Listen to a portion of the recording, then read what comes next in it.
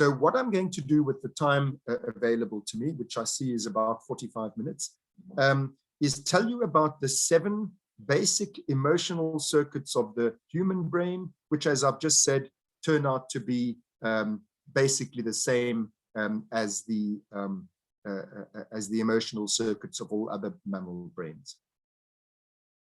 Okay, so here's the first one. In the top left corner, I'm going to give them names. Well, I'm going to indicate the names that are most commonly used in the affective neuroscience literature. So the term that's used for this emotion is lust. It is, of course, the sexual drive. You all know, I hope, what lustful feelings feel like. They are sexual tensions and sexual releases. There are instinctual reflexive behaviors, those predictions that I spoke about, what one must do in order to satisfy this particular itch. We are born with the knowledge as to what we must do. I won't dwell on it because it's a delicate subject, but things like stroking certain parts of your anatomy at a certain rhythm, at a certain pressure, will readily satisfy that itch. And here's a good point to mention, that each of these emotions have to be satisfied in conjunction with each other. So you don't only have to satisfy, you learn how to satisfy your lusts. You have to learn how to integrate your lustful feelings with other feelings like affectionate bonds, which I'll have quite a bit to say about later. So this is why just masturbating doesn't really do the trick, because that may be one way of releasing sexual tension, but it doesn't deal with the full gamut of what you need in terms of actual romantic relationships. I'll speak about all of that as I go along. So I've spoken about this innate knowledge as to what you need to do to feel sexual pleasure, and to get to satiation, back to that settling point. There are other behaviors too. There's mounting behaviors, thrusting, intromission, lordosis, which is the term for arching of the back to expose the anogenital region. All these things, and the physiology that goes with them, lubrication and so on. All of these things you don't need to learn, they're just given to you by dint of being a human being, and in fact by dint of being a mammal. But I hope it's not only me that has learned that it's a hell of a lot, you need to know a hell of a lot more than those instinctual and reflexive things in order to get other people to have sex with you. In particular, the individuals that you want to have sex with you. It's hard to make that all work out for you. And this again has everything to do with the fact that other minds, other mammals, other human beings, other agents have needs and wants of their own. As I said earlier, unlike apples and oranges, they don't just lie there waiting for you to pick them. It's difficult to learn how to predict these things. I'll also make another general point here while I'm speaking about lust, but it applies quite generally to all of these emotions. That, of course, the reason why such a drive exists in our brains is because it's terribly important for reproductive success. And nothing is more, few things are more important in evolution than reproductive success. Perhaps the only other thing is survival, and that survival in order to reproduce is sort of the basic design of all of us. But that is not what motivates our sexual behavior. Again, I'm sure I'm not the only one when I say, when I have sexual relations, it's not in order to do my biological duty. I'm not thinking, yes, I must reproduce, let me satisfy this itch. It's just satisfying the itch. Why? Because it feels good. What motivates us is the feelings. So although there are all of these evolutionarily given mechanisms that lie behind the feelings, what matters to us is the feeling. The subject of the mind is governed by feelings alone. We don't know where they come from. Like, to give just another example, thinking back to bodily affects for a moment, we like to eat sweet things. Why do we like to eat sweet things? Well, because they taste nice. We like the sweetness. But why sweet things taste nice is because they have, by and large, high energy content. And so through evolutionary time, it has been selected in those of us who go for the things with high energy content are the ones who've survived. And so we have a need for the things which have high energy content. And the way we become aware of that is just by dint of the feeling. So those are a few sort of general points. I could talk to you about the sexual drive for a day easily, but I think that that's enough to get us going, bearing in mind the limited time that we have. A very interesting discovery was this drive, this emotional drive, which we call seeking in affective neuroscience. It's a drive to go out into the world and engage with it. That's all that it is. That's because all of your needs, whatever they may be, hunger, thirst, and the emotional needs that I'm going to be talking to you about, including the one I've just mentioned, what you need is out there in the world. And so you can see how this will have evolved, a drive to go out into the world and explore, to engage with a feeling of kind of optimistic interest that what I need is out there. I'm going to go out with an energetic, exploratory urge, and then I'm going to find good things to satisfy all the itches that are currently active within me.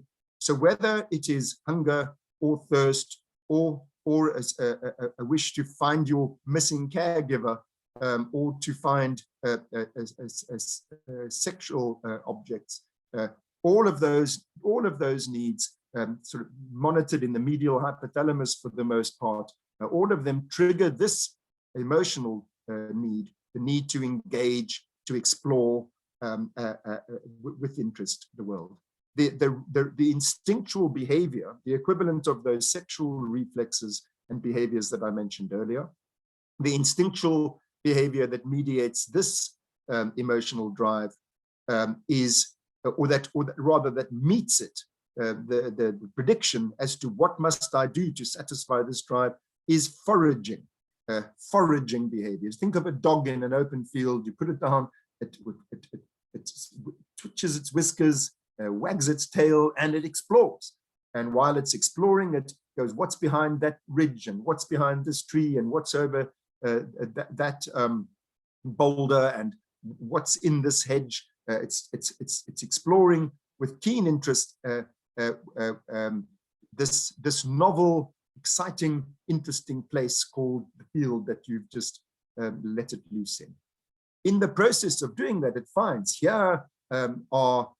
here's food, here's water, here are playmates, here are sexual mates, here are etc. And so it makes meaning of the world. And so you learn through this instinctual behavior of foraging, so you gradually learn cause and effect relations, what satisfies the needs that lie behind the activation of the seeking drive. The affect I've just described, that curious, optimistic, enthusiastic engagement with the world, if you have too much of that, you have mania. And if you have too much mania, you have megalomania, where there's a sort of an excessive sense of your own capacity to satisfy your needs and wants in the world. I should have said the previous circuit, of course, it's mediated by the sex hormones, estrogen and testosterone, but also the peptides, vasopressin and oxytocin. Those are the big ticket items for the sex drive, for lust. This one, the big ticket neuromodulator, is dopamine. And for that reason, you can induce these kind of manic states by giving dopamine agonists, drugs which increase, especially in this circuit, D2 type. It's a dopamine that acts on D2 type and beyond receptors. So when we treat our patients with Parkinson's disease, we're at risk of making them slightly manic or very manic or even psychotic by overstimulating this system. Drugs of abuse, cocaine and amphetamines, they likewise stimulate this system. So if you're wanting to know what that affect is that I'm talking about, think of anyone you've ever seen who snorted cocaine, that kind of overactive, woo, woo, woo, excited, you know, zip, zip, zip. There's a party tonight, I'm going to be there, don't know who else is going to be there, but I'm going to check out the scene, you know, you never know, something good might happen, etc. Irritating, overly energized, exploratory, confident engagement with the world. And that's partly why people take these drugs, is as a sort of a prosthesis. If they don't have enough energy, enthusiasm, optimism, confidence, etc., they get it that way. Everything I've just said, reverse it, and you have depression. So another way of understanding what the seeking drive is to think of what is missing in depression. There's no energy, no enthusiasm, no optimism, hopelessness, no belief that there's any point in going out in the world, no expectation you're going to find pleasurable experiences there. Just to illustrate that, I'm not talking about theoretical fictions here. As I said, when it comes to mania, you can induce it with dopamine agonists. And when it comes to depression, likewise, you can induce it by blockading this system.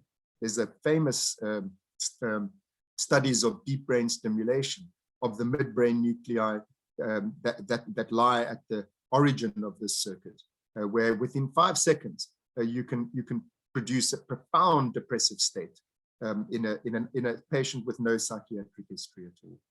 So this is it starts in the ventral tegmental area here, projects to the nucleus accumbens over here. Those are the main ticket items. Down here is the amygdala, and here frontal cortex and anterior cingulate gyrus and so on. That's the trajectory of this circuit. Much more I could say about that one too, and it's a bit of a surprise. It's important, in neuroscience we don't only find our Easter eggs where we had hid them in the first place. We make discoveries, and that's what makes it so exciting. To discover that there is such an emotional drive was surprising, but once you realize that it's there, it's easy to see why it's there. And I hope you can see from what I've been saying already, the implications of an understanding of these brain mechanisms for emotion, the implications for psychiatry, for psychopathology are immediately apparent.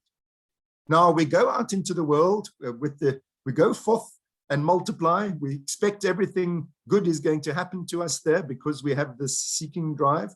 But as you all know, you don't only, as the Americans say, shit happens. And so we also have brain circuits to deal with the shit that happens. And here's one of them, which is a rage circuit. And what triggers this urge, this drive, is any frustrating impediment, any obstacle that's getting in your way, anything that stands between you and those objects of your various needs. So the emotion, is something like feeling a little bit frustrated and feeling a little bit irritated and eventually feeling absolutely furious. And then you release the instinctual prediction as to what you must do, which is affective attack. You lunge, your nails come out if they can, and there's a facial expression, baring of teeth, furrowing of the brow, and lunging at the bastard and trying to get rid of it. You can see how this instinctual prediction evolves. This is the thing to do to get rid of obstacles that are standing between you and what you want. Here's a good, by the way, the peptide that mediates this circuit above all others is substance P. Now, here's a good point to emphasize what I've already mentioned in relation to the other two emotional drives, namely that we don't just stick with our instinctual predictions, We have to learn from experience. We update our instinctual behaviors by learning what else can we do. Like I said about that burning building, you have to learn from experience what works and what doesn't work. And this is all governed by feelings, and this is what feelings are for. But here is a good opportunity to illustrate that you can't just attack everything that stands in your way. And what if it's your headmaster? You can't just hit the bastard on the nose because he's irritating you. And so you have to learn, and we don't only learn by trial and error, which is what I've spoken about so far. We also learn by thinking, which is imaginary action, virtual action. And for this, our frontal cortex, which we have in such abundance, comes in very handy. So you run imaginary scenarios. If I were to hit my headmaster on the nose, how does it end for me? Without actually trying it out, you can picture it and you realize it ends badly for me. And so you run other scenarios until you come up with a solution, which in fact, in the story I'm telling you, which is autobiographical, you come up with a solution. Well, when nobody is looking, I'll go and let down his tires on his car. And in this way, you get the bastard and you get away with it too. So this is the advantage of thinking in the process of learning from experience. I thought this was a good place to introduce that idea. But also with reference to effective altruism and social issues, I think you can see that this drive has in many respects outlived its usefulness. When we were living in very different circumstances than the civilized ones that we live in today, it was really necessary. I mean, if you don't stake your claim, I mean, still it's necessary, but it's not necessary to lunge and attack and destroy and kill and so on, which is what your innate prediction is as to how to deal with frustrating obstacles. So you can see how these things which evolved in our hunter-gatherer prior existences, and even before that, because remember, these are ancient circuits, as old as mammals themselves are, and older in some instances. That the forces whereby these things evolved makes them, powerfully conserved. But that doesn't mean that they're all of them as useful today as they once were. But we're stuck with them. And I think it's one of the reasons why it's important for us to become aware of these basic emotional drives, still operative in the human brain today, is so that we can deal with them. You can't deal by social and intellectual and artificial legal means. You can't deal with these things unless you first and foremost recognize that they're there. So I'm not advocating a law of the jungle when I say that we have these emotional drives. I'm saying we need to be aware that partly we have these urges within us, so that we as societies can consider how best to deal with them, how best to regulate them. Here's the fourth one. It's fear. You all know what fear is. Oh, sorry, I wanted to say something else about rage. Why don't we just call it aggression? The reason we don't just call it aggression is because there are many forms of aggression in the brain. What I've just described to you is called hot aggression. That's affective attack, rage. This one, seeking, includes aggressive behaviors, which we call cold aggression. Think of a lion chasing after a springbok. It's cold predatory aggression. It's not because the springbok's frustrating it and it hates the bastard and it wants to teach it. It's that it likes the springbok. It's lunch. And so, that kind of aggressive behavior is extremely violent. If you've ever seen a lion killing a springbok, it's very aggressive. But it's not the same thing. Cold aggression is not the same thing as hot aggression. And later in this presentation, I'm also going to talk to you about dominance behavior, which is a different kind of aggression altogether, where you puff yourself up, make yourself look big, draw a line in the sand, say, you're talking to me, and making a big noise. Like, think of a dog protecting its territory. It pisses out its territory, and now it's the resident of that territory. And then if there's an intruder, it barks and it barks, makes a big noise. Piloerection raises the hair on its back, makes itself look as big and sound as big as possible. But the bark is worse than the bite when it comes to dominance behavior and territorial aggression, which is what I'll come to that later. But that's a third kind of aggression.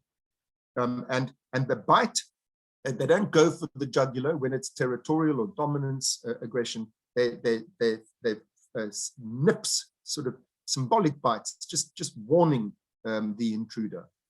Be careful. I'm teaching them who's who in the zoo. Fear, as I said, you all know what that is.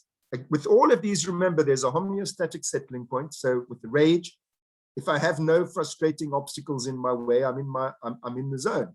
Then the irritation finally leading to fury is that homeostatic deviation, the prediction as to what I must do to get back to where I need to be.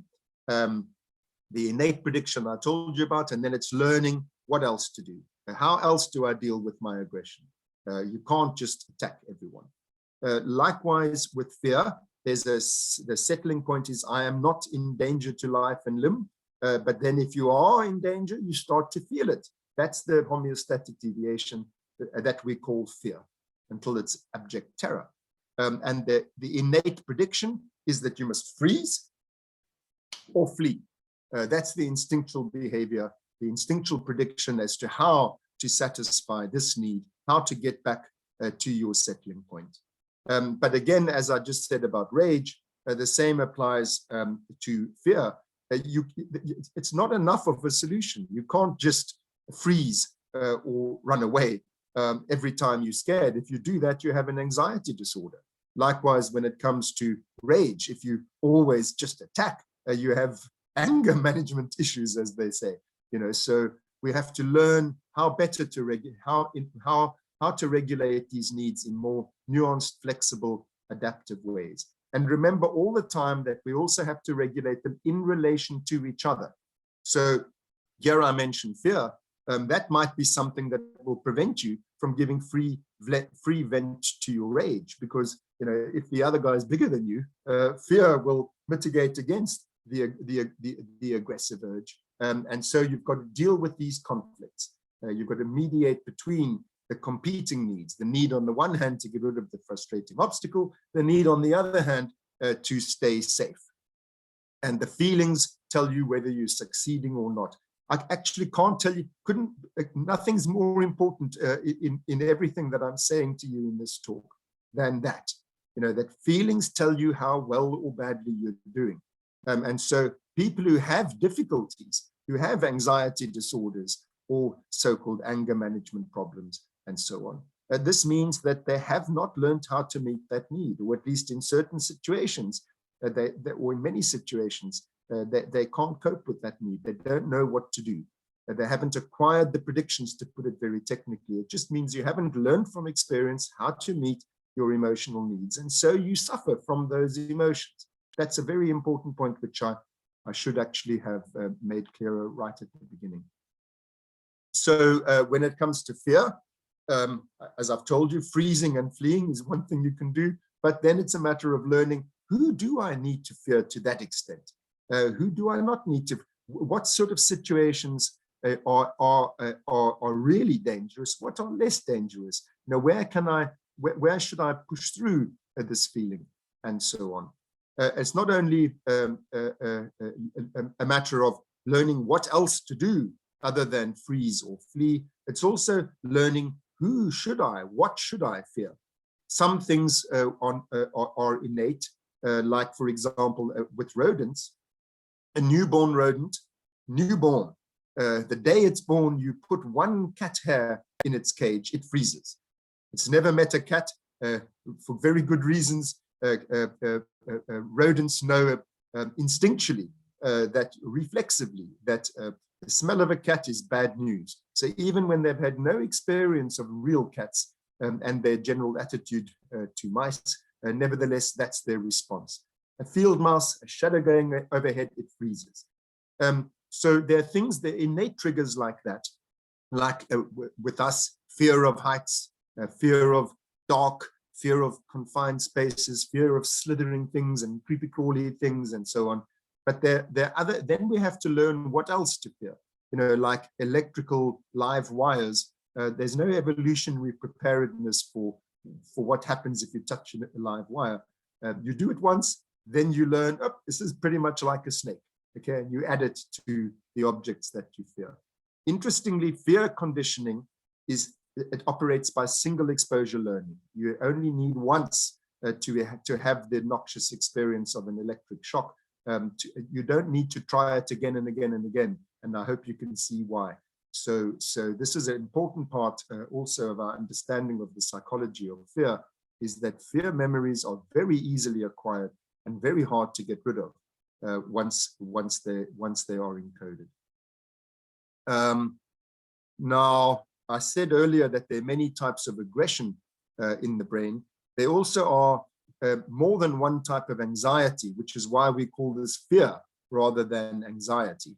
That's because there's also this type of anxiety, which has not got to do with escaping dangers so much as keeping our caregivers close to us, or staying close to our caregivers. Mammals and birds, because remember, not all of these things are uniquely mammalian, we need to attach because we need to be looked after. When we're little, we are helpless. Mammals need to be suckled, and so somebody's got to suckle them, and so you have to look around to see who's doing this for me, and then you attach to that person. And in human beings, it takes up to 6 months to form that attachment bond. And as I said about fear, you need just a single exposure, and you can see why, biologically, evolutionarily, why that should be the case. When it comes to attachment, I hope you can see, just because somebody feeds you once doesn't mean that they're a reliable attachment figure. So you need lots of experiences, and then you attach. And once you attach, then it's pretty hard to reverse. This is mediated by this attachment mechanism that I've just spoken of, is mediated by mu opioids. And there again, we see links to clinical and social phenomena. That the addiction to opiates has everything to do with satisfying this urge, but satisfying it artificially, of course. If you really find the person who loves you and looks after you and makes you feel important, that's good for you biologically. It's necessary. Just taking a drug, shooting up heroin, gives you the illusion that you now have a warm, fuzzy, loved feeling and that you're not in need. But actually, it hasn't satisfied that need at all. In fact, do that enough times and it'll kill you. So it's very interesting to understand substance abuse in relation to these basic emotional needs. Now, the instinctual behavior, when a little mammal becomes separated from its caregiver, it has this panicky feeling, very different from fear. and the instinctual response is cry. We call them separation distress vocalizations. Mama, you lost me, and search for her. So it's crying and searching. Compare that to freezing and fleeing. And then you see the difference between fear and panic. Fear, we treat with fear anxiety, we treat with benzodiazepines. Panic anxiety, we treat with antidepressants, because these are very different circuits. And the link with depression is why we call this the panic grief circuit, because although the initial panicky separation, the acute separation distress response is the one I've just described, but then via low mu opioid receptor binding, via the link with kappa opioids, dynorphin, it shuts down seeking. So that system there, the shutting down of seeking, is the despair phase of the separation distress response. So the initial phase, we call it protest, the panicky phase, and then it shifts to despair. The animal gives up.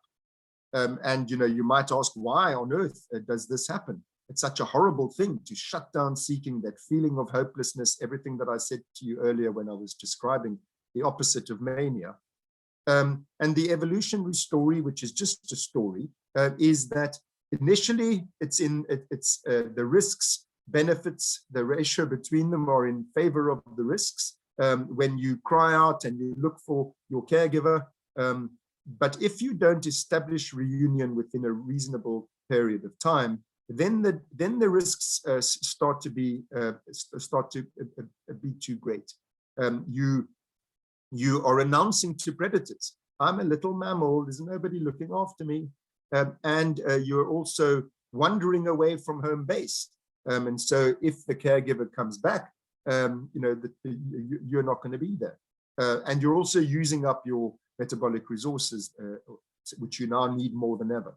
So the story is that, horrible as it is to give up hope and to lose all that optimistic expectation and exploratory seeking, that the giving up and just lying there in a heap actually enhances your chances of surviving and therefore of reproducing, which is why this depressive endophenotype gets built in. So again, there's much I could say about these circuits. Deep brain stimulation of depressed patients. There are two sites that are used. One of them is this site over here. Helen Mayberg and her group treat depressed patients by stimulating this circuit. And then there's Volker Kernan and his group. They treat depression, deep brain stimulation by means of that circuit. The two aspects of the panic grief response. Also, I've said to you, I've spoken about addictions a few times. The societal, it's why is it that we have such so much separation difficulties as a species? Very interesting. My dear late colleague Jaak Panksepp said he thinks it has a lot to do with the fact that we are expected to sleep alone. We're the only mammals, who don't. Why must we go? Why can't we sleep with mummy? And there are good reasons why we can't, is because mummy works. And also the fact that mummy has to work is another thing that other mammals don't have to deal with. So these are just wild speculations. But while I'm on the, let me remember, while I'm speaking of social issues, again, I want to talk about I want to draw your attention to the fact that we have to meet all of these needs, that they compete with each other, they conflict with each other. This is what makes it so difficult. So I spoke of the conflict between rage and fear a few minutes ago. There's also an important conflict between rage and this need, this attachment need. The one need, this one on the screen, is I want to keep my caregiver with me forever and always. She's the best thing in the world. And then the other need, rage, is I need to get rid of frustrating impediments, anything that's in my way. So, whose mother never frustrated them? So you have a conflict between loving feelings and hating feelings. You realize the person who you're trying to attack is the very same person who you love so much and who you need so much. And so secondary emotions like guilt arise from this. So although I'm speaking about very basic emotional forces at work in the brain, they give rise to these higher secondary emotions like guilt and shame and envy and jealousy, which are hybrid emotions and also hybrids between emotions and thoughts. Also, while speaking about conflict, let me mention romantic love here.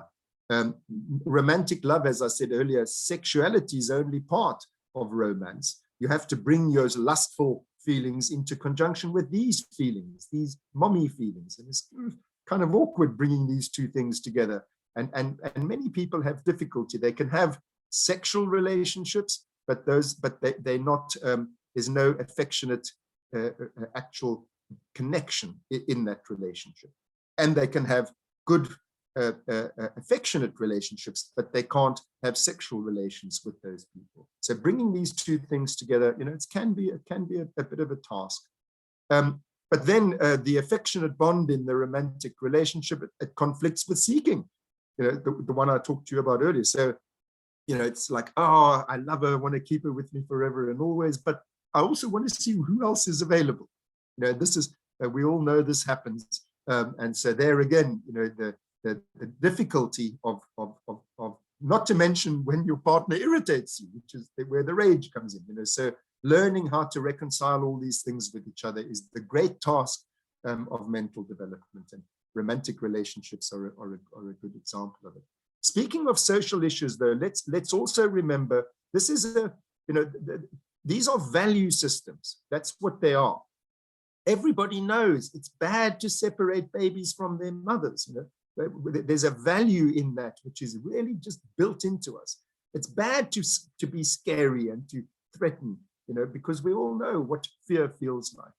So the basics, the absolute rudiments of our ethical and moral senses are these systems. So not to say by any means that they are the totality of it, of course not, but where our basic values come from in their most primal form is these value systems of the emotional brain.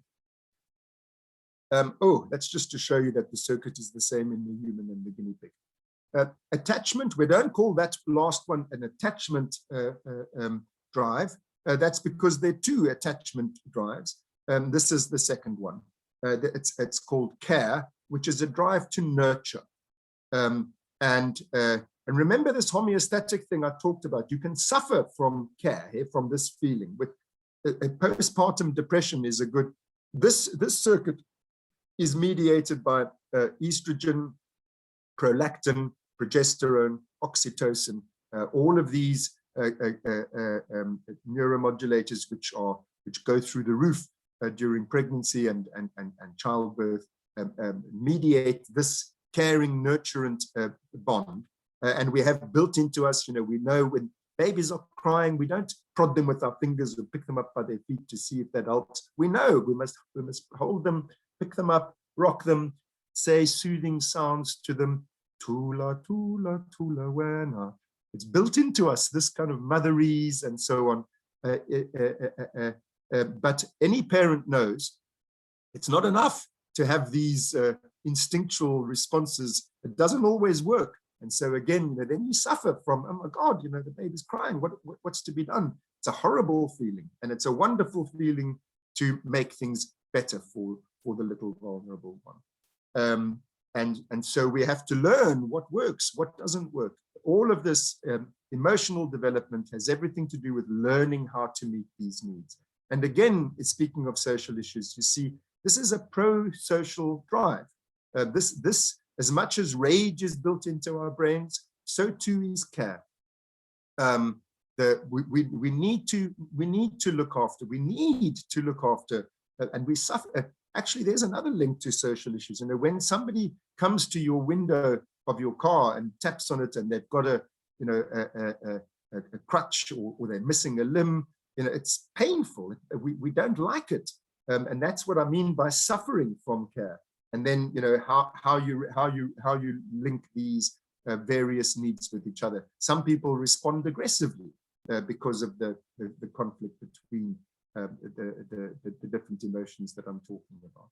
We don't only care for our own. We don't only need to care for our own offspring. Of course, it's obvious that this is the powerful source of its why it's been selected in.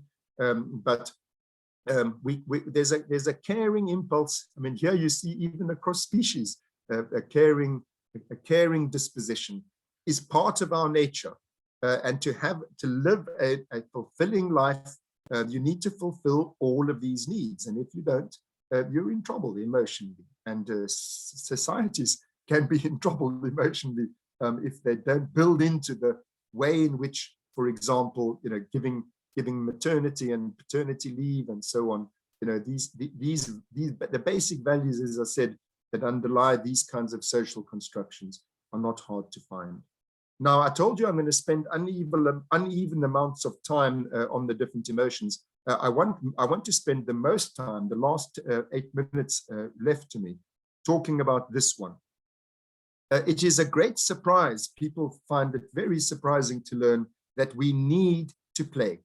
There is an emotional drive to play. You deprive a juvenile mammal of half an hour's play today, it will try to make up half an hour's more play tomorrow. What these kids are doing is what these rats are doing, rough and tumble play. All mammals do it. Even dolphins do it. All mammals do it. They play. And you ask any kid, what is your favorite thing to do? They say, play. You say, why? Because you're a scientist. You want to know why. They say, because it's fun. Remember what I told you, that we just do things because they feel good. Those things which have been selected in by natural selection, those needs, it feels good to satisfy those needs. We don't know why. We don't know why we've got such a need. So it's a very interesting question as to why do we need to play? Why do kids the world over play like this, like these two on the screen? Rough and tumble play. If we observe it empirically, what we see, not only in humans, what we observe is most play, despite it being such fun, most play episodes end in tears. So that's a very interesting piece of data. Why does it end in tears? And then we studied that. We studied what is it that leads to the breakdown of play episodes. And this led to the discovery of something called the 60-40 rule. As you can see in this, there's one who's on top and there's another one who's underneath. And if you observe, like think of two dogs in a park. The one invites the other one to play. The way they invite, they stick their backside up in the air and they go down onto their front limbs and then they run. That means, do you want to play? It's an invitation. And then if the invitation is accepted, the one that's running gets chased. Then they do this, what's on the screen now, rough and tumble, one's on top, the other one's on the top, then they run again, whereas now the one who was being chased becomes the chaser. And so what I'm drawing attention to is this submission dominance aspect to play. And the 60-40 rule says that, and it's not really 60, it's sort of like roughly 70-30, 60-40. It's not and it varies from species to species and from individual to individual, but roughly speaking, the game will continue as long as there's enough in it, there's something in it for both playmates. If the dominant one tries to dominate too much, wants to be on top 90% of the time, wants to do all of the chasing, then there's no fun in it for the submissive one. And then they say, I'm not playing anymore, you're not being fair. Play is all about fairness. So the 60-40 rule is about fairness. In order to sustain the play episode, the dominant one needs to be fair, because otherwise their playmate is going to say, I don't want to play with you. And then they don't have the fun anymore. So that's what we've learned about the 60-40 rule. Think about these games, the most common games, like cops and robbers. Please note the dominance, cop and robber, teacher and pupil, doctor and patient, mommy and baby. They're these king of the castle, dirty rascal. There's a hierarchy built into these games. So if you think of yourself playing cops and robbers with, say, your little brother, and you want to be the cop all the time, then you lock up your brother and he's the robber. It's not a game anymore. You've just locked up your brother. And so you've broken the 60-40 rule. Your brother doesn't find it fun. And you've also broken another aspect of how we learn to play, which is that it has to be as if there's a pretend aspect to play. If you actually just lock up your brother, that's rage and fear. And the same applies to all of these. We learn how to manage our emotional needs through the as-ifness of play. So because it's not real, like the doctor-doctor game, it's exciting. It's a little bit sexy. You can examine the patient and you can take off the clothes. But if it becomes actual sex, then it's not play anymore. Now it's lust.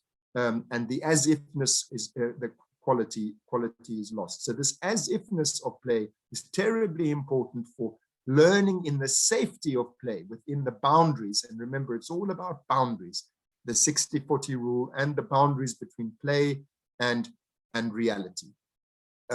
It's a very important pro-social drive, play. It's how we learn, crucially, it's how we learn how to meet our needs in relation to the needs of others. You have to take account of your playmates' feelings, what's in it for them in order to sustain the game. So the one little girl says, let's play teacher pupil, and you're my pupil, and I'm the teacher, and now you got to write your lessons. Hey, I'm teaching you, you know. And then it's fun for a while, but then the other kid wants to say, no, I don't want to be the pupil anymore. I want to be the teacher, or I want to play a different game. So that negotiating the mutuality and reciprocity that comes through learning how to play is terribly important for the socialization of the child. Play is a nasty business in a way. I mean, it's a serious business. If you think back to your own childhood, you remember, you know, strip away the sentimentality and remember your own childhood. The playground was a bit of a jungle, you know. Do they want to play with me? Don't they want to play with me? Am I in? Am I out? Am I up? Am I down? What is my status in the group? Through play, hierarchies are formed.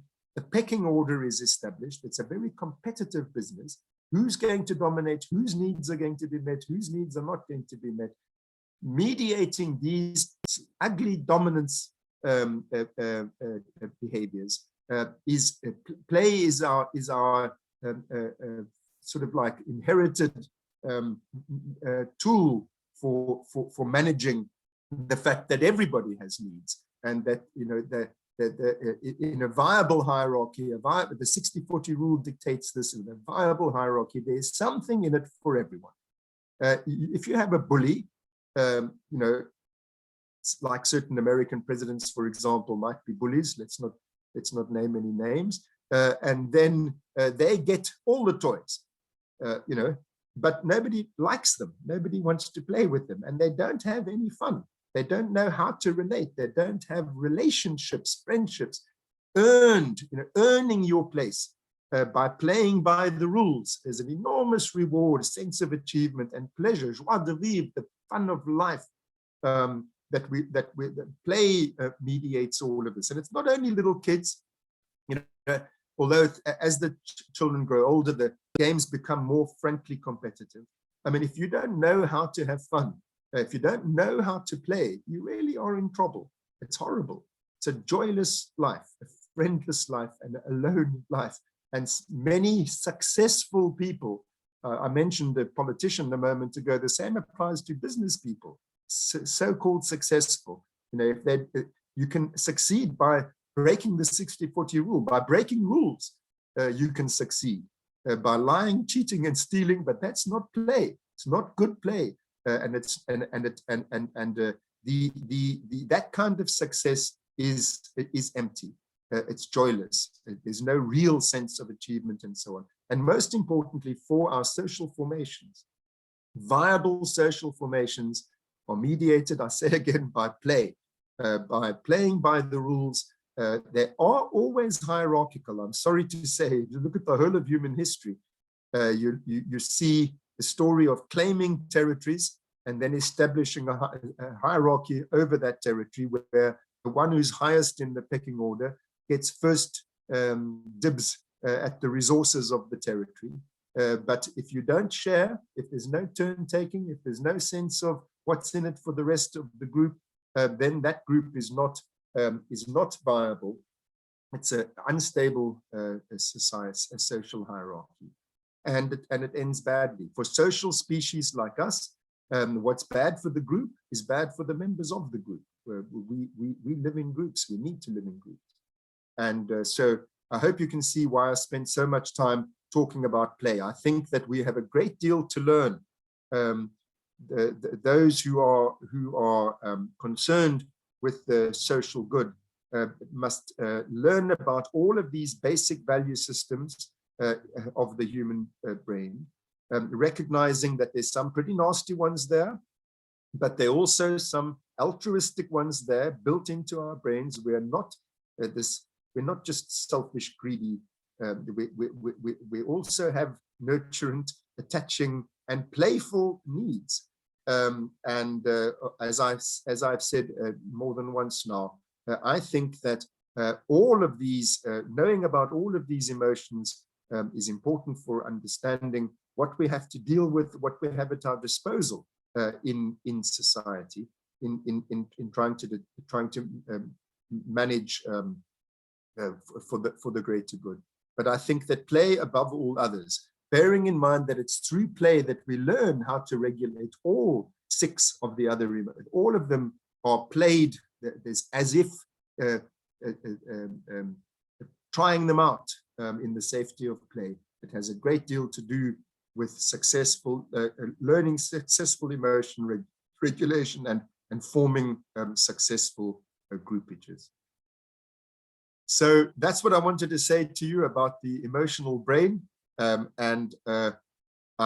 glad I haven't taken up more than my 2/3 share, so that we can all get a turn. And now I'll listen to your questions and comments.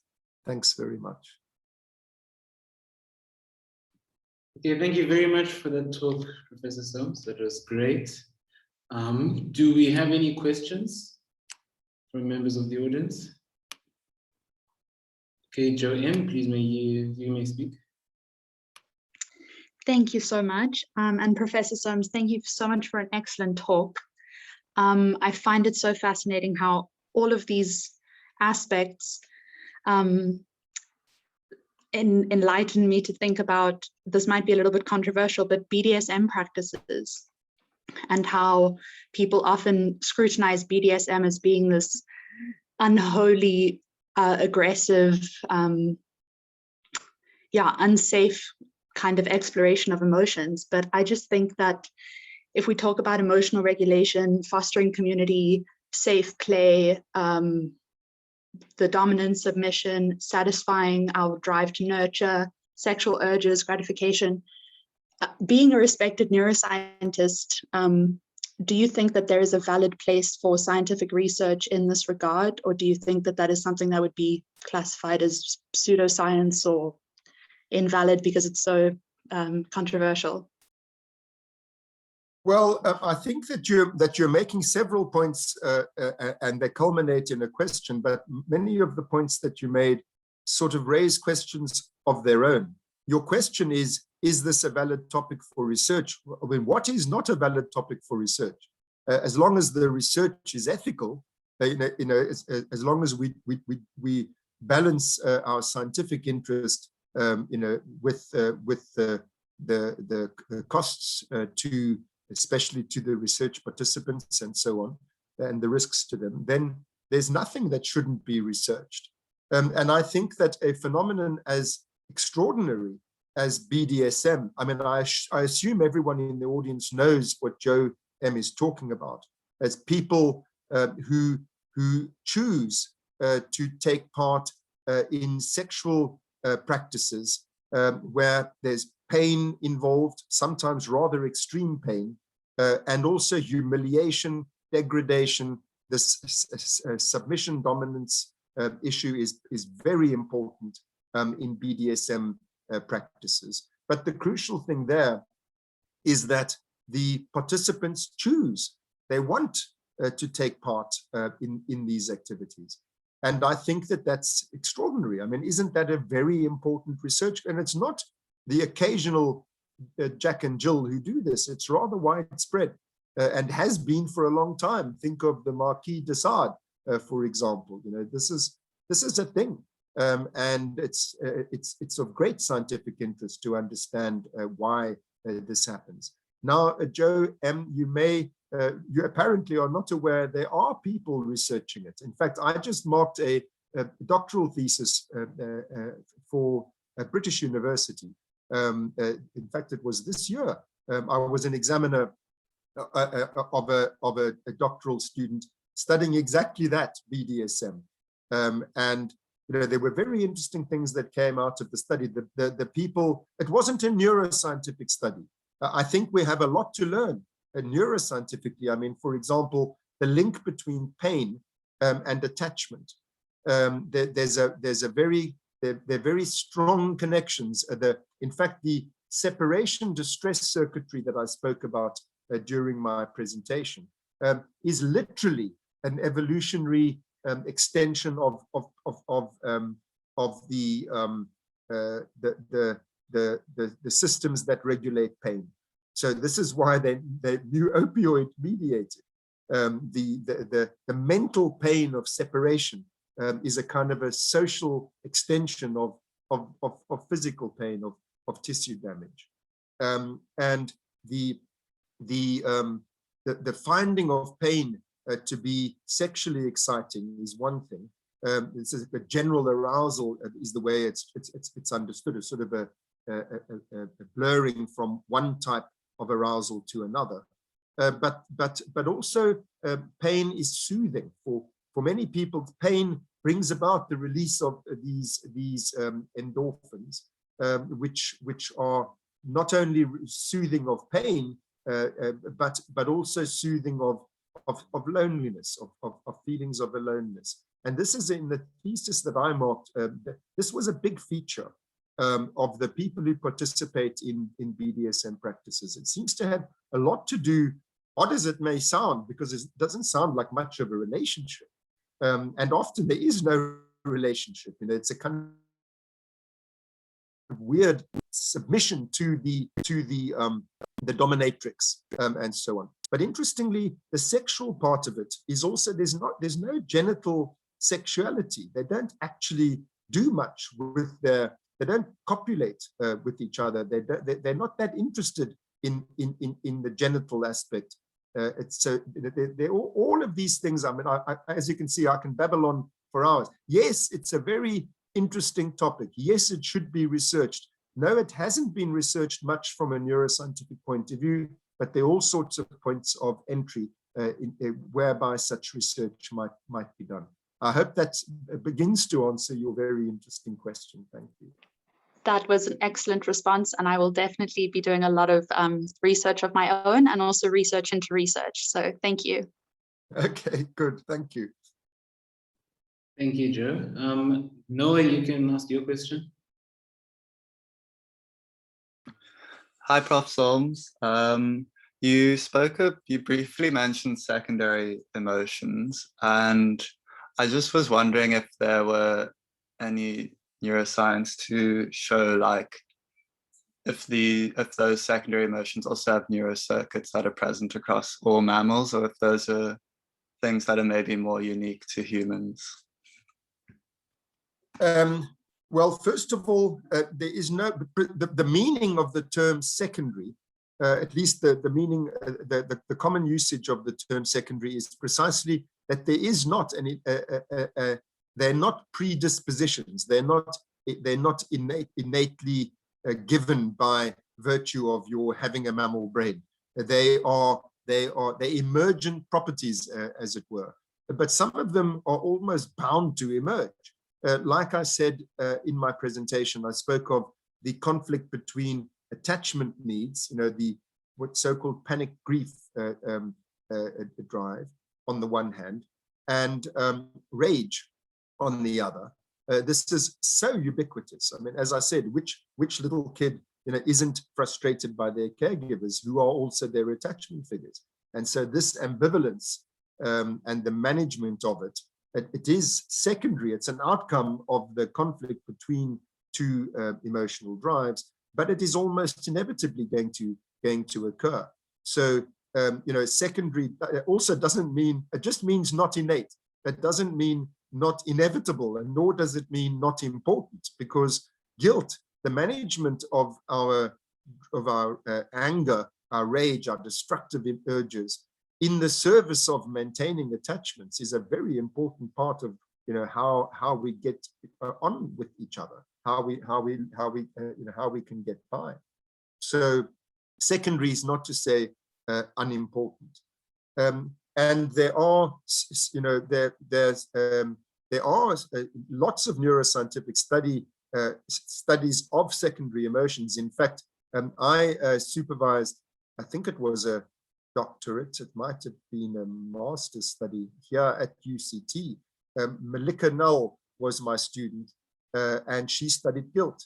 And we were looking at the brain mechanisms of guilt, expecting to find what we indeed did find, which is that the rage circuitry and the panic grief circuitry were involved, and frontal cortex. In other words, this thinking about, well, if I were to do that, then. So the cortex is very much more involved in the secondary emotions, because they're not only hybrids between these subcortical urges, but they're also hybrids of these urges and thinking about them. So take, for example, something like shame. Shame involves quite complicated thoughts. I think that she thinks that about me, and that makes me feel like this. There's quite a lot of gymnastics involved in shame. But there also are certain commonalities, certain common linkages between the secondary emotions and the primary ones. So that, for example, feelings like jealousy have a lot to do with play. Obviously, not only play, the rivalry of play, and threesomes, but it's also not only to do with play. Likewise, the links between shame. Shame it's got a lot to do with what is my status? It's shameful because it reduces your status. There too, you can see linkages to play. So I hope that sort of gives you some indications of what I'm talking about when I call them secondary. And the simple answer to the simple part of your question is no, there's not a single circuit for any secondary emotion, but there are common linkages with multiple circuits or with particular circuits, but they are elaborations beyond what those basic emotions themselves stand for.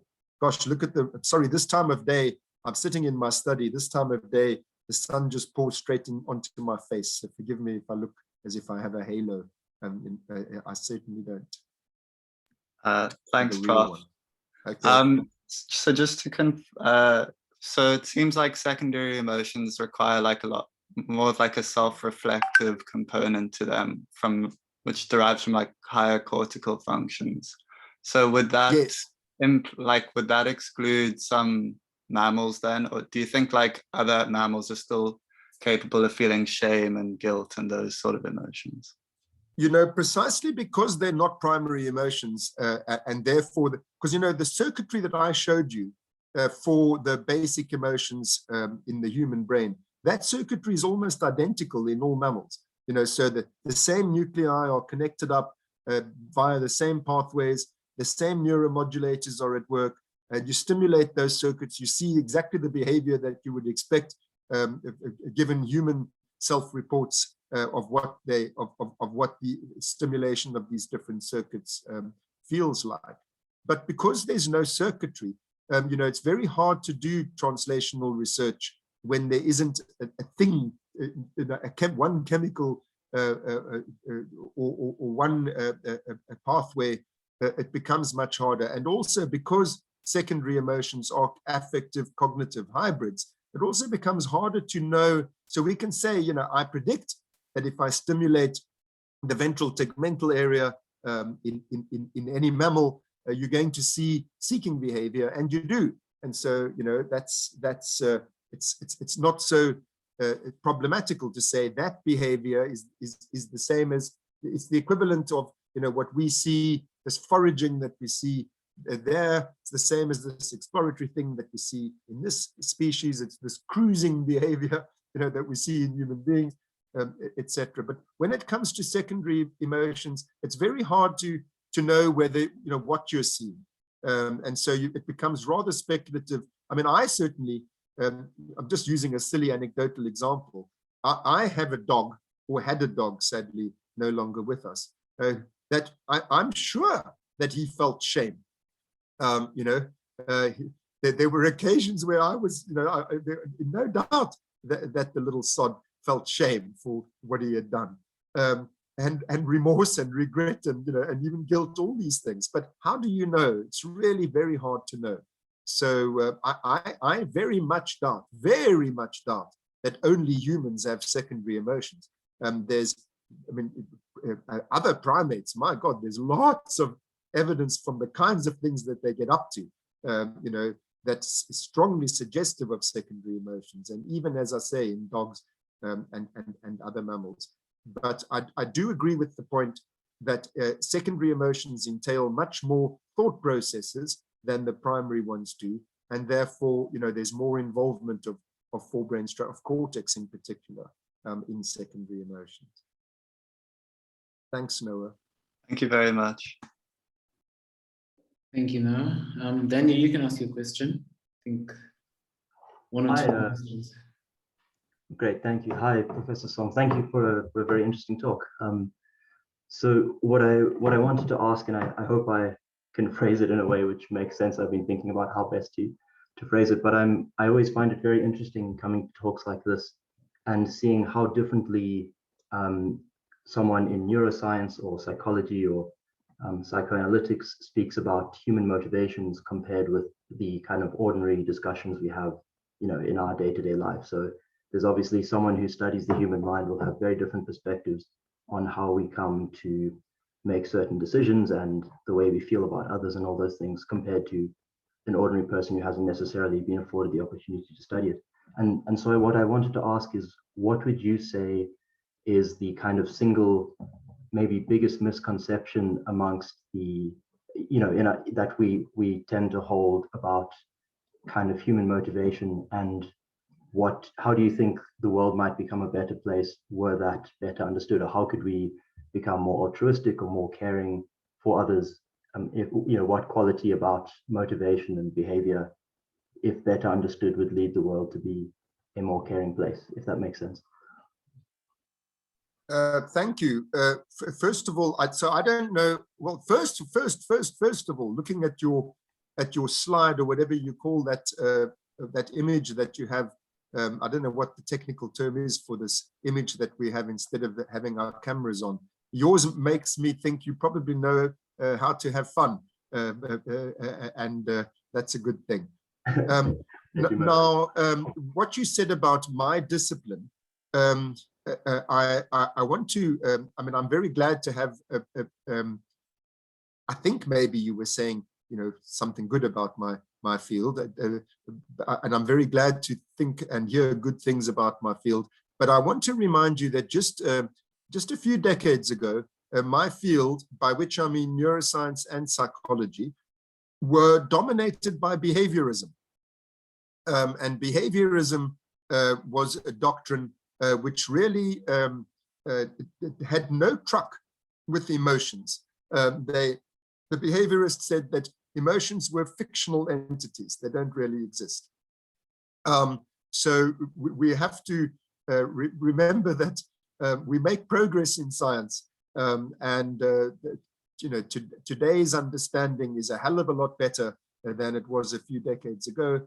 And we also mustn't get stuck in somebody calls it the arrogance of the present. We must remember that we've got a hell of a lot more to learn than we know about today.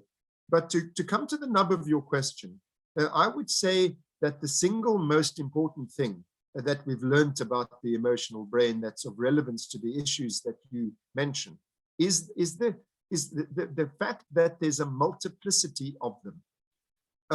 The behaviorists taught us about reward and punishment, as if there was just one thing called reward. That's just a nonsense. There are many different rewards. In other words, there are many different pleasures in the brain. The pleasure of seeking, the curious, it's why we study, the curiosity and interest and engagement with novelty is very different from the satisfaction of orgasm, or the pleasure of establishing reunion, with a loved one that you've been separated from, and the pleasure of hitting the guy on the nose and seeing him drop. These are all very different pleasures.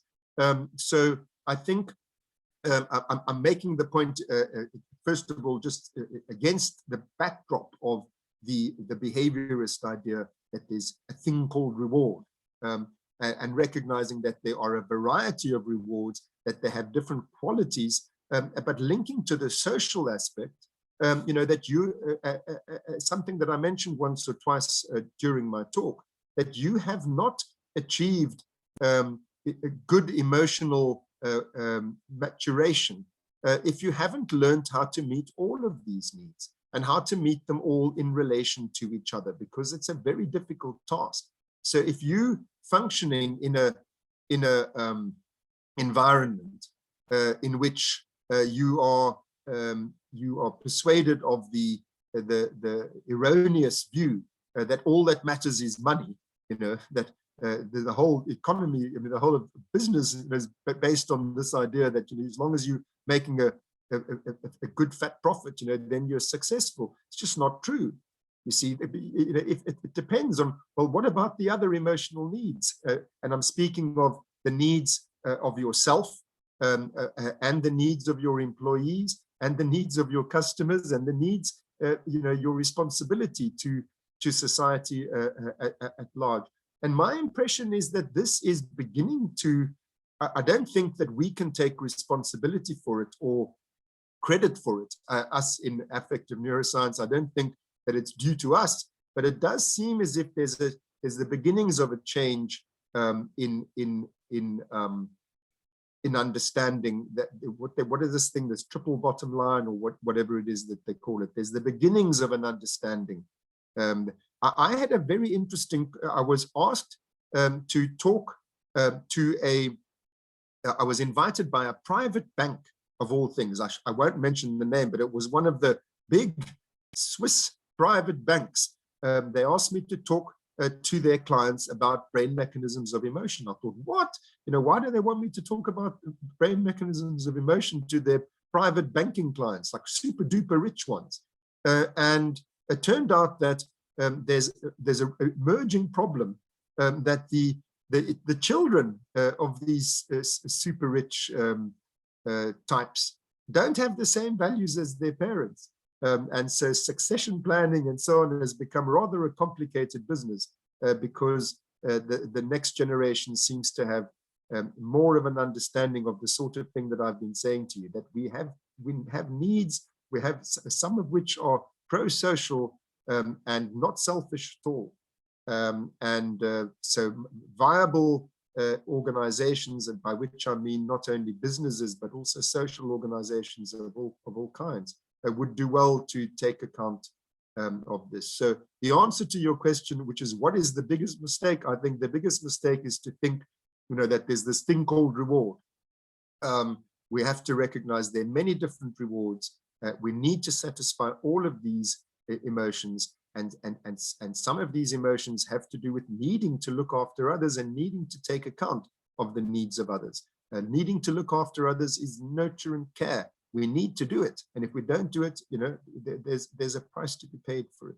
And play, the need for reciprocity, for mutuality, for taking account of what's in it for everyone. That would be my answer to that question. Gosh, these are interesting and difficult questions. Buchle, what did you get me into? Thank you very much. Yeah, that's a great answer. I really like that. Thank you. Thank you, Dan. I don't know what I got you into, Professor Solms, but you seem to be handling them quite well.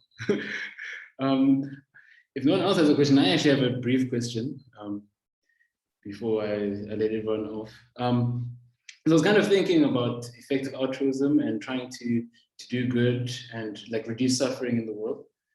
And I was thinking, and maybe it does touch on the philosophical a bit, but if we could turn off certain mechanisms or some of these primary emotions in humans or other animals, does that mean we could do bad things? Or, okay, for instance, like with animals and the farming of animals, people are worried about animals suffering pain, that panic they feel when they're taken away from their mothers, some of the kids, and all of these primary emotions.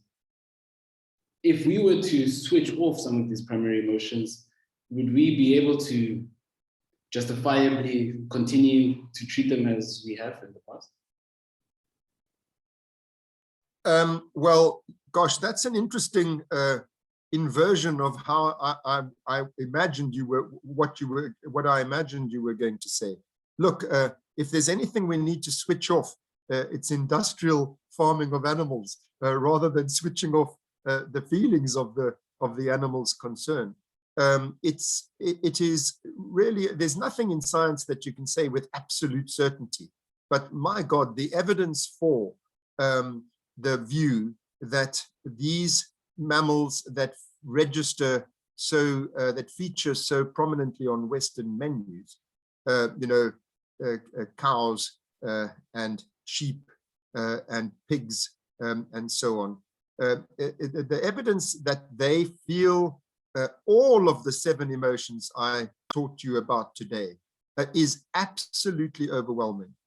And mammals of that level of cortical development, there is every reason to believe that they can imagine what I was saying about thought processes, imagining future scenarios.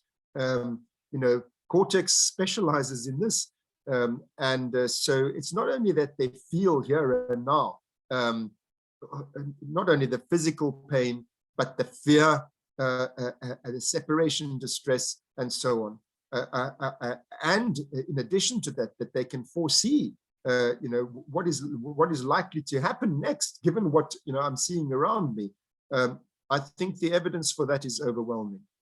So I think that we really need to, given what we know about the emotions of the mammal brain, we really need to think again about, I think it's something like slavery. I don't think it's the same as slavery, obviously. But, when we look back on the institution of slavery and we think, what were we doing? How could you enslave a fellow human being and treat a person as if they were property for a lifetime, for generations? I think that we're going to have to, I think it's almost certainly going to be the case if we're going to look back on what we did, in the commercial farming of fellow mammals, breeding them for purposes of eating them, and slaughtering them, no matter how you do it. I think that we're going to look back on it and say, what were we doing? How could they have done that? It's unimaginable that human beings could have done this on such a grand scale.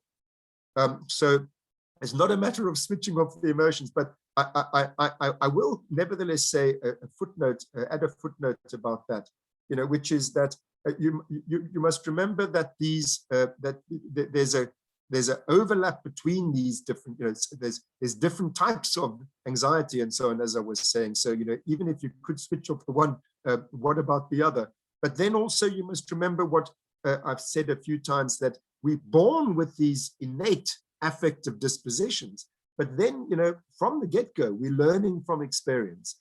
And so emotion can't be reduced just to the basic circuitry.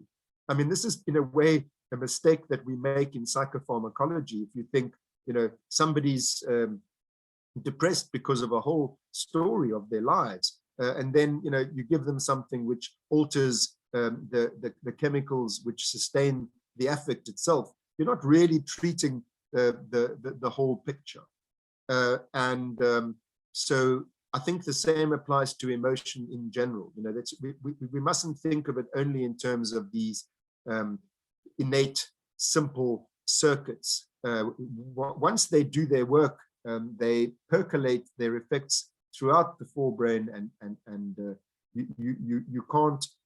you can't subtract just the core raw affect circuit and think that you've taken away all that it contributes to and all that it entails. I hope that vague response gives you some sense of my feeling about it. Yes, it did, and I got the clarity I needed. Thank you so much. And it's about 4:30 now. So I would just like to thank you, Professor Solms, for your wonderful presentation. I feel like I've learned a lot about these 7 primary emotions that all us humans share, and we share with our mammal cousins. So thank you very much. I feel like I learned a lot. And thank you to everyone else who attended. I think Josh might still want to also have a bit of a small thank you. But yes, thank you on my side. And hopefully we can see you guys at our next, or at other meetings that we host on similar topics like this. But thank you. Cool. Yeah, I don't have much to say. Just also thanks a lot to Prof. Solms. It was a really awesome talk. It's incredible to hear about what drives us in all aspects of day-to-day life. And yeah, thanks to Effective Altruism for organizing all this, and to everyone else for joining us. Thank you both. Thank you for initiating it, Buchler. Thank you, Josh, for bringing in the Cortex Club.